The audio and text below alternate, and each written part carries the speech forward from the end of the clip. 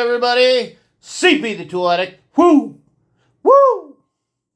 Sorry, might have a little bit of an echo, but I want to talk about Craftsman because we got an update on this. Now, I did go check the press center, and I wasn't able to find anything, so I did make a contact there and talk to one of the press people and talk about this. And there was a couple things I wanted to touch on real quick before we get into the news of what I want to announce about Craftsman. Is that Craftsman toolboxes, there's been some confusion about where they're made, and they're actually made in Sedalia, Missouri.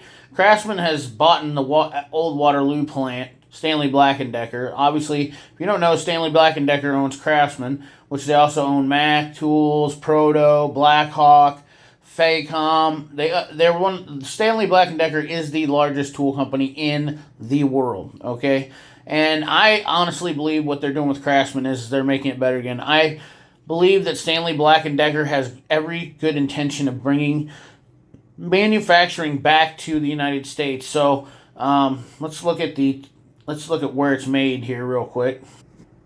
All right, so let's jump into this section real quick, and then we'll sec. And obviously, we're going to see this. And I know this has become a weird and oddly, almost like a cult of hate towards this name. Proudly made in the USA with global materials. Now, here's the thing is that everybody complains about price. But when you say made in the USA with global materials, it's like almost worse than China nowadays. But the thing about it is they're utilizing materials, but still making a lot of the stuff in here. The problem is U.S. manufacturing requires you to stamp it 100% U.S. made with U.S. materials. So if you literally have such a case, a handle that's different on a hand, if you get the molding from somewhere, or you get a switch, or even a little lever on a ratchet, you're going to get that. You're going to get dinged for that, and it can't be made in the USA. You got to make it made in the USA with global materials. So those are some facts. But we have their plant in South Carolina, and that's where they do knives, saws, rolling, all this stuff, rolling workshops. Fort Mill, South Carolina, made with global materials, is where they do their V20 power tools, and they also do DeWalt there, and there's also Mac tools made there. So that's something that's really cool too, I think.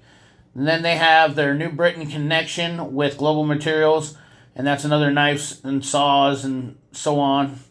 Sedalia, Missouri is where they make their toolboxes. And guys, I got to tell you, I'm a big fan of this toolbox, and I think that this is the best value on the market for buying a toolbox, especially for budget people of getting in the market. It just, to me, it makes sense. This little setup right here, I think you can get for a single bay, and like for a guy that wants to do a rolling cart, it's under $500. And it's a quality cart. Not only that, you get power strip in with it.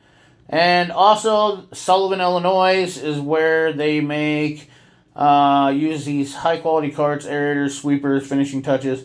I know they make lawnmowers, too, in, like, Alabama.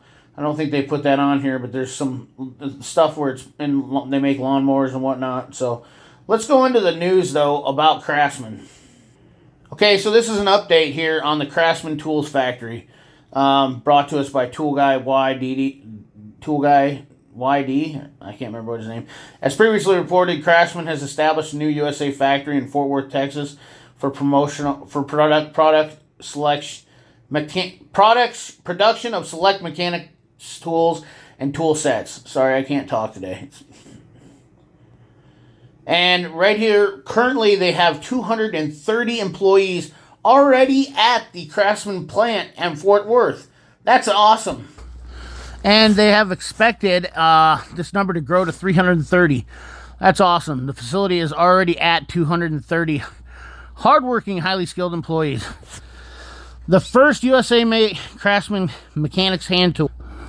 The first USA-made Craftsman mechanics hand tools built in this facility are expected to launch by the end of 2022 and will include a 59-piece set, an 88-piece set, and a 134-piece tool set. I'm pretty excited to see this. So it goes on to say here also that they plan on expanding to other tools and on to additional 2023.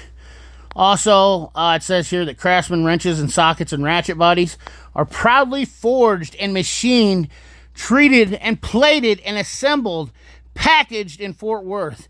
In addition, we have partnered with U.S. steel mills to supply the vast majority of our raw materials, ensuring the utmost quality and reliability. This plant leverages some of the most advanced manufacturing technologies available to optimize productivity, sustainability, including pre-flattening steel technologies to improve material yields by almost 25%. 9 seconds in total time to takes to polish and stamp and bend and broach. I mean, we'll see how this all turns out. Now, obviously, we're all going to be skeptical, and that's fine, and I understand. Some people are going to, minimize the negativity here, and let's have some positivity about this, because it's going to be interesting to see. Now, if the tools come out bad, we can all criticize them, respectfully together. I'm definitely, I'm definitely going to scrutinize them. I'm not looking to say, hey, Craftsman's going to be the worst tool, and I don't want to see anybody fail. That's not my goal here, and I don't think anybody should. We need to all look at this as a positive. 230 employees looking to 330, plus a great line. And if it goes well, Craftsman could come back and be one of the biggest U.S. manufacturing tool facilities on the planet. And we could really bring back something big to this country again, which I'm excited about. Craftsman is an iconic tool line. Now, honestly, the only thing that I've really liked from Craftsman was their professional lines through the years, and their sockets were okay. I wasn't a huge Craftsman man younger, because the raised panel wrenches to me were pretty gaudy and ugly. The ratchets were very chintzy. They skipped tooth. I never did like them. Even though they were made in USA, they were made of pretty poor quality. So I expect Stanley Black & Decker, which is one of the, they're one of the big dogs in the game to me. They understand how to make something good enough and quality, have enough quality in it to last for professional mechanics or DIYers, which I would assume this is going to be professional grade quality. And it's going to be the best Craftsman tools. In fact, I already think some of the stuff that they're manufacturing over in Taiwan, especially their gunmetal tools, the V series, are definitely not the worst Craftsman tools ever made.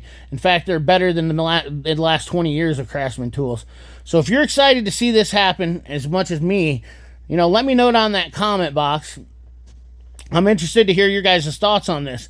It's pretty cool to have to see this coming into the back into the United States, and this is great to see this update. I know a lot of us have been waiting for a long time and wondering what's going on, so I thought it'd be great to bring this update to you. So anyways, guys, I appreciate you. As always, like, comment, share, subscribe, ring that bell. Remember, keep your hands dirty and your money clean. Thanks for watching.